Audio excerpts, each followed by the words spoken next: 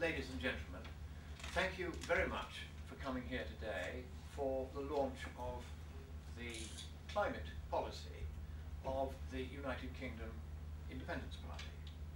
Now you may wonder, what am I, a former member of Margaret Thatcher's policy unit in the Conservative administration, doing here on a platform for the Independence Party? And the moment at which I began to realise I could no longer vote Conservative was when I was talking to the Conservatives' Chief of Policy, Oliver Letwin, last year. And I said to him, why did the Conservative Party think it was a good idea to bankrupt the economies of the West in the name of what was blindingly obviously a non-problem scientifically? And even if it were a problem scientifically, even more blindingly obviously, a problem which was not capable of solution by reducing carbon emissions. It was orders of magnitude cheaper and more efficient simply to adapt as and if necessary to any climate change that might result. And his reply was a very chilling and disturbing reply. It was effectively an instrument of abject, craven political abdication. What he said was this: we cannot question what the scientists say. If you can't question what the scientists say, but it's you as politicians who are taking the decisions, then you might as well resign and let the men in white coats take over and take the decisions for you. As Godfrey Bloom has rightly just pointed out, it is the job of politicians to assess and evaluate the evidence, to take seriously, of course, whatever the scientists say, to bear it in mind, but not merely to accept it without question. And so when, earlier this year, my noble friend, Lord Pearson of Rannoch, asked me whether I would join UKIP and present eventually its climate policy, I was very glad to accept. And I need to talk a little bit about Malcolm Pearson of Rannoch, because he, for many years, has upheld with growing vigour and determination one principle: democracy, democracy, democracy. The objections of the Independence Party to the European Union are not that it's foreign, are not that we don't speak its languages, for we do, but that it is not democratic.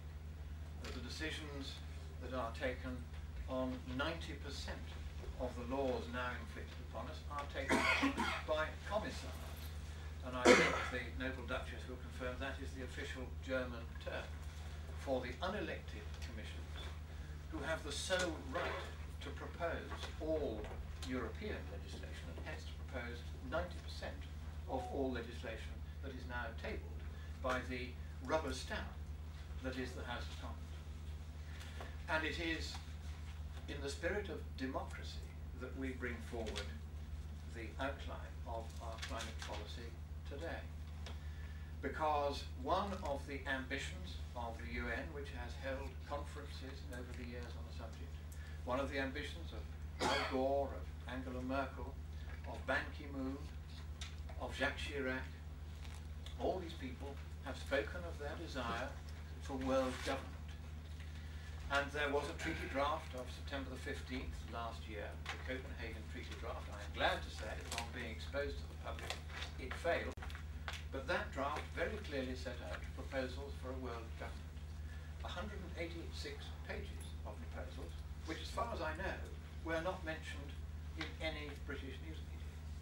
And among those proposals, the word government, used in the context of an overarching global authority, appeared for the first time in any treaty draft that I have seen. I've written a few and interpreted a few in my time. So this was new. And there was a very clear intention on the part of those driving this climate process to establish a world government. Now, you may think, what's wrong with that if we really do face a problem? inherently, there's nothing wrong with that, except that not once in the 186 pages of that draft treaty was the word democracy, election, ballot, or vote mentioned. This was going to be just like the EU, a dictatorship, but unlike the EU, it wasn't even going to have an attempt at a democratic fig leaf in the shape of the European Duma, the parliament which we do elect, but which has not got the power to propose legislation. It does not have the power to decide legislation except in partnership with the Council of Ministers, and it does not have the power to amend legislation except by permission of the unelected commissars, which permission is on most occasions withheld. So UKIP approaches the climate question in the same way as it approaches the European question. If Europe could be made democratic, then I, for one, would take a very different view of it, and I'm not speaking for UKIP there, but certainly I would be very happy to have a democratically elected European government rather than an unelected, sullen, secretive bureaucracy of dictatorship, which is what we have now. And the same applies if it is necessary to have a world government. That too should be elected, for this world government is going to be given, if they get away with it, powers of taxation and of direct interference by regulation in all nations, which traditionally, in democracies anyway, come with representation. There should be no taxation without representation. That's the constitutional theory, and that's what we hope to make the constitutional practice. But is there even a need for any sort of world government to deal with the problem of climate change? Well, obviously not, if there isn't a problem of climate change.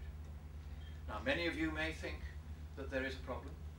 I don't know whether any of you have studied whether there is a problem in the way that Godfrey Bloom has, and certainly I have. And our conclusions, and these are now the conclusions of UKIP as a whole, is that there probably isn't a problem with climate, and that even if there were, the best thing to do is to adapt in a focused way that is far cheaper and more cost effective than if we were to go down the route of closing down selectively the economies of the West in the name of solving a problem which, even if it exists, could not possibly be solved by that method. And just to deal with the economics very briefly, even if everyone complied with the obligations they've signed up to under the Copenhagen Accord as it now stands, and that accord has a 10-year life until 2020, by 2020